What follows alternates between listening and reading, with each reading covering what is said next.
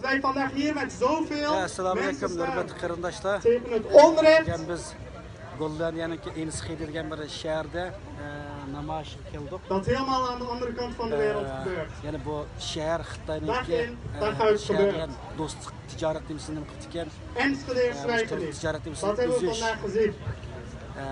Internationale organisaties zoals Amnesty en Human Rights Watch zetten zich in voor de positie van de Oeigoeren. Denk zet de positie van de Oeigoeren al jaren op de agenda van de Tweede Kamer. Onze Kamerleden hebben jaren van werk gemaakt. En op de dag van vandaag erkent de Tweede Kamer dat China genocide pleegt op de Oeigoeren. Dat is een stap vooruit. Beste mensen, maar we gaan het vandaag niet verder hebben over wat de Tweede Kamer doet. We staan vandaag hier in Enschede. Dat is bijzonder. Want wat kan de gemeente Enschede doen aan de positie van de Oeigoeren? Het is nationale, internationale problematiek. En de gemeenteraad kan daar niets in betekenen. Dat is wat wij keer op keer te horen hebben gekregen. Echter, beste mensen, ik vraag mij af hoeveel van jullie op de hoogte zijn van de stedenwand tussen Enschede met de Chinese stad, megastad Dalian. Wie van jullie wist dat er zo'n stedenwand was? Ik denk enkele aantallen hier, ik zie daar Wim al de hand opsteken, hij wist ervan. Maar merendeels niet, want het werd ons nooit verteld.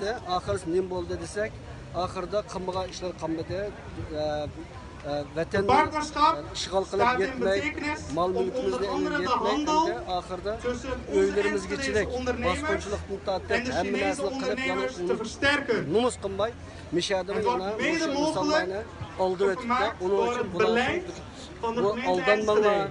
Wij werken daarna mee. Er spelen dus grote financiële belangen voor Enschede in de samenwerking met China. En daarom dat men wellicht niet durft zijn verantwoordelijkheid te nemen voor de positie van de Oeigoeren. Ook wij hebben hier een aandeel in. Dan denk ik dat voor sommigen het financiële belangen hoger in het vaandel staan dan de mensenrechten van de Oeigoeren. Zolang de burgers van Enschede het niet wisten, zolang de mensen vandaag hier niet was komen demonstreren, was het ook zeker niet zo'n groot probleem geweest voor die mensen die het altijd hebben gestopt. Gelukkig is er eindelijk een beweging. De provincie Overijssel heeft de banden met de Chinese provincie 4 dagen terug opgeschort. En de jaarlijkse handelsmissie naar China die gaat niet meer door. Die gaat niet meer door. Het is opgeschort. We hebben al 1 mijlpaal bereikt. Maar we zijn er nog lang niet. Enschede zal hierin zijn verantwoordelijkheid ook moeten nemen. Er is geen financiële belang groter dan mensenlevens. In dit geval gaat het om 12 miljoen Oeigoeren. Humanitarian sector, they are all watching it. And actually, we all here in this crowd is together. Ik heb een belofte gemaakt. Show solidarity with the Uyghur brothers. Opkomen voor het geluid dat niet gehoord wordt door de gevestigde orde. What I would like to say, zo ook voor de positie van de Oeigoeren. Beste mensen, wij de fractie van Denk Enschede hebben heel goed nagedacht over hoe wij als gemeente zijnde onze verantwoordelijkheid moeten nemen voor de Oeigoeren in China. En wij gaan morgen 2 moties indienen in de gemeenteraad. Wij willen dat de stedenbond met Dalian wordt ingezet om de positie van de Oeigoeren te versterken. Als dat niet gebeurt, so the thing is, we have to knock the doors of the big bosses like UN, and UN must consider that these issues must be solved with the negotiation with the Chinese regime, with the Chinese diplomats to be solved. these issues. So I'm requesting to Beste all mensen, the UN organizations and Amnesty International together Ik heb talloze gesprekken all the gevoerd met de raadsleden, for all met the human rights, burgemeesters. We hebben for all the destijds meerdere stappen genomen om de positie van de Oeigoeren te of the people versterken. of Er is zelfs Chinese schriftelijke Uyghurs vragen and ingediend stand together door with onze them. partij. En het college van burgemeester en I would wethouders say, hebben een slappe antwoord gegeven. we are all Ze together zeiden, with our we Chinese gaan brother de in this stedenband this day. verbreken of we gaan doen met de stedenband wat de Rijk of de provincie ons opdraagt. Maar de gemeenteraad is verantwoordelijk voor de stedenband.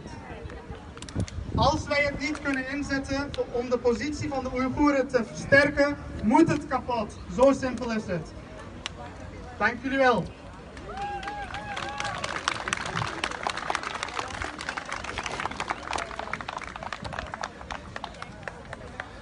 Ja, ik zeg ook, ik heb eens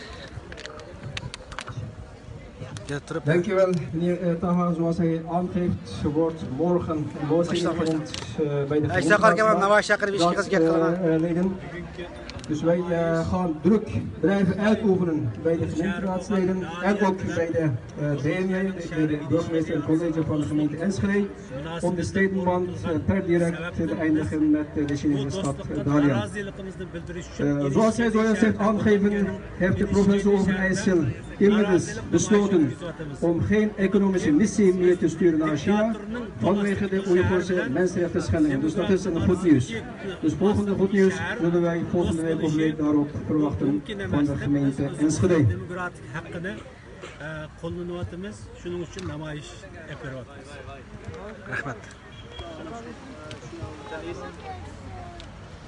Beste aanwezigen, de stad Enschede heeft een vriendschapsband. Dat is zojuist ook bekendgemaakt door onze raadslid Taha Joban. Maar wij vragen ons af of het vriendschapsband met China toegevoegde waarde heeft. Liever kort spreek het Nederlands. Of Nederlands of Engels is beter. Omdat bij de democratische, Waarom kom je protest? democratische waarden en normen van Nederland past. Omdat ethisch gezien en ook maatschappelijk gezien verantwoord is tegen de inwoners van Enschede en zeker tegen de Oeigoerse gemeenschap in Nederland. Wij denken dat er meerderheid van de inwoners van Enschede geen stedenband, vriendschapsband wil aangaan met de Chinese stad Dalian. Jij ook spreken? Dit onder andere omdat het ideologie van communist regime China niet met de democratische waarden en normen van Nederland verenigbaar is. En helemaal niet als het gaat om de ernstige mensenrechten schendingen in de Oeigoerse regio Oost-Turkestan. Kun je kort spreken waarom kom je protest? Het Nederlandse parlement heeft recent een motie aangenomen waarop staat dat China genocide pleegt tegen de Oeigoeren. Dat betekent dat centrale en de lokale overheden hun verantwoordelijkheid moeten nemen. De vriendschapsband met China zal de mensenrechten schendingen tegen de Oeigoeren alleen maar aanmoedigen.